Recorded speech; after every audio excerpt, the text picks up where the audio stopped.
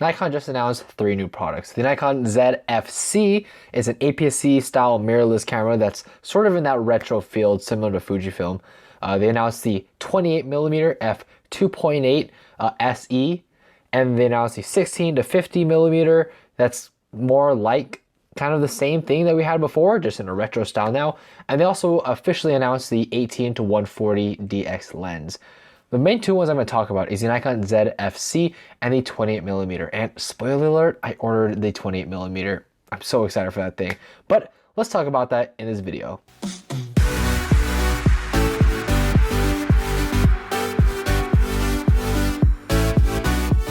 What's up guys, the Project Photography back in the video, and today oh boy, Nikon only drops bombs. They only drop bombs. And these 2 lenses, or these 2 pieces of camera gear, the ZFC and the 28mm, were not really a surprise, but at the same time surprising that Nikon would make something like this, especially the Nikon ZFC.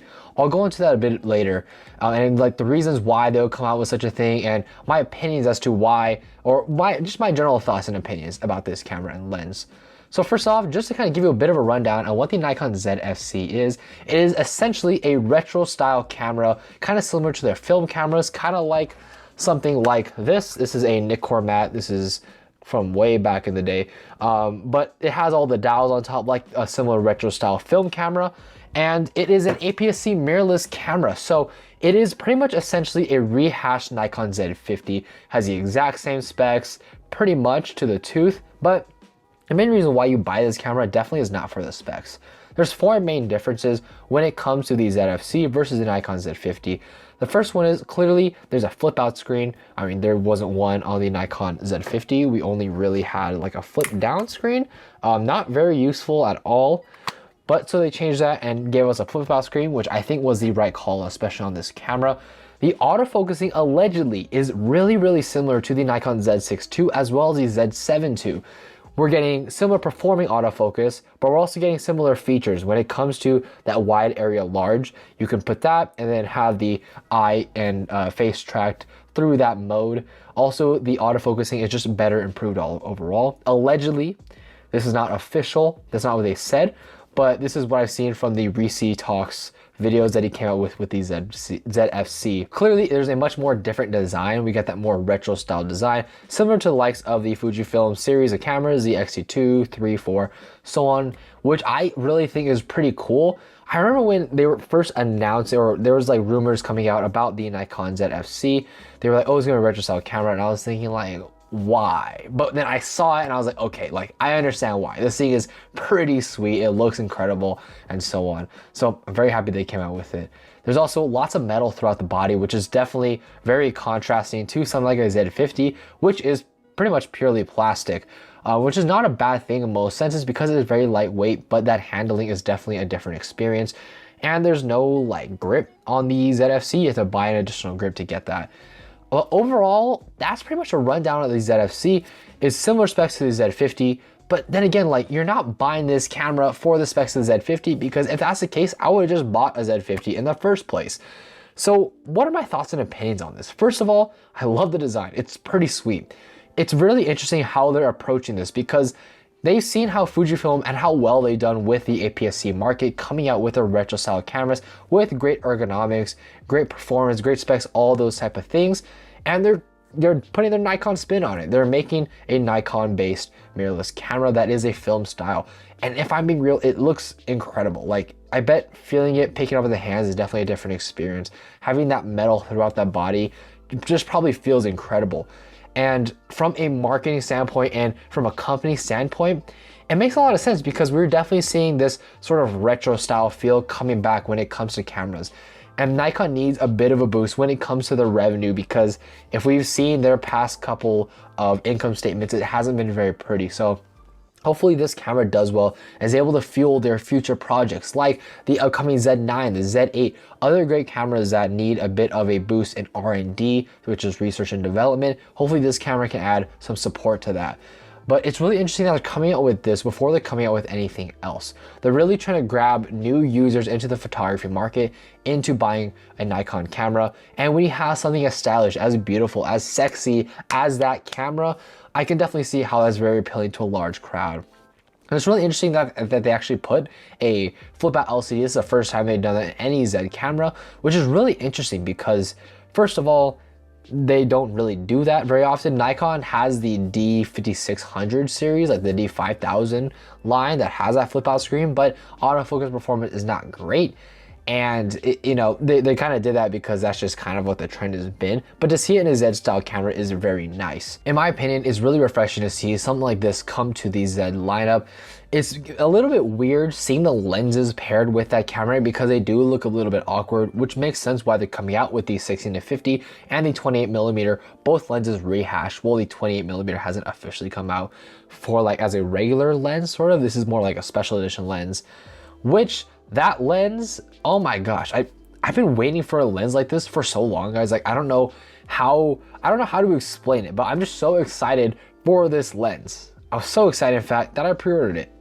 But let's talk about that lens, because the 28mm f2.8 is probably going to be one of the most popular lenses, and I would not be surprised if it really like broke into the market and a lot of people picked it up and it was on back order for such a long time. Because first of all, it's $300. Like that's really, really cheap. I was expecting this to be more in the range of $350 to $400, but it's $300. Like as soon as I saw that price tag, I was like, okay, like I have to get this thing. And let's just go through the specs of this lens really quick. First of all, it's a pancake lens. It's not a true pancake, but it's pretty close. It's close enough for that big Nikon Z mount. It's as close as we'll get to a pancake lens. It is a full frame lens, even though on the site, for some reason, it converts it over into like crop sensor terms, but it's a full frame lens. It has 9 elements and 8 groups. It's 160 grams, which is really, really light.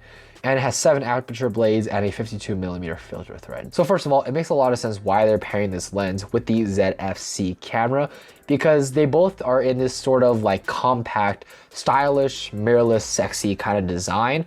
This lens is pretty small. I mean, 160 grams, like that's insanely light. And they're both very stylish lenses and cameras. So pairing those together is kind of a no-brainer. And the optical quality, from what I heard, is absolutely fantastic. Reese talked a lot about in his video that he liked how they looked and he wanted to make a new video on that. And so this whole thing, and I just believe it because Nikon's 20mm, 24 and 28mm, if you guys remember those, the 1.8G kind of line, they were all incredible. And a lot of people really liked them. So seeing that come over into the Nikon Z mount as a pancake 2.8 lens is going to be really nice to see. I mean, this is like borderline like the perfect walk around lens. Like 28mm is such a specific focal length, but it's really nice to use. It's wide enough to the point where you can still capture a lot, but it's tight enough to the point where you don't get some weird distortion. It looks really nice, really pretty when you come out with those photos. And the 28mm focal length can be converted to pretty much a 42mm on a crop sensor body. So whether you're using it on crop sensor, on full frame bodies, it's gonna produce great images. And I'm just really excited to use this lens, guys. Like, and that's why I pre-ordered it. $300, pancake, great walk around lens. Like if I'm going in downtown San Francisco or downtown LA, like I don't want to bring my 24-70. Like that's just ridiculous. It's 800 grams, it's big, it's bulky. Like I don't want to walk around all day with that lugged on my shoulder. But 160 grams of pure awesomeness, pure incredible optical quality makes it a lot easier. Just throw it on the camera, grab and go. Like that's one thing I really like about the mirrorless style cameras, especially with these Z style or the Z lenses and all those sorts of things, is that they're not only lighter, but they're incredible optically. Like you don't feel like you're sacrificing optical quality for portability and ease of use and all of that. That's why I really love this system, guys. Like if you look at the Canon EOS R mount, I know it's a great mount, but a lot of the lenses are big, bulky lenses. And with Z cameras and with pretty much any Nikon lens that I've used, they've all been incredible optically. Everything from the bottom all the way to the top, they're not sacrificing optical quality, which is why I've stuck with Nikon for so long. And I know this lens is gonna produce incredible images and I'm really excited to use it. I mean, $300 for a pancake lens that is pretty much good on any body and is a great walk around lens. It's not gonna break your back. I mean, I literally don't know what else you can ask for in a lens. Plus for a video for vlogging, 20mm is fine. It's not amazing, but it gets the job done. And plus a 2.8 means I can get it pretty shallow at the field. So it means I can vlog with it, make videos with it. I can do a lot of stuff with it. And I'm just really excited to use this lens, guys. And honestly, this past announcement from Nikon was an absolute bombshell. I know it's not the Z9 that we wanted. I know it's not that 85mm f2.8 or 1.2 that we are looking for, but I think it's exactly what we needed from Nikon. We needed them to come out with stuff that appeals to a large group of people, is gonna get the press going, is gonna get a lot of people talking about their stuff again. And coming out with a body like the ZFC and the 28mm that are as stylish and as beautiful as both these is definitely gonna get a lot of people talking.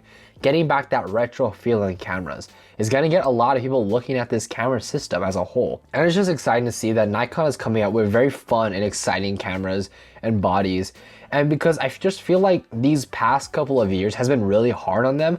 I mean, they've made some pretty good stuff, yet a lot of people haven't had good press about them.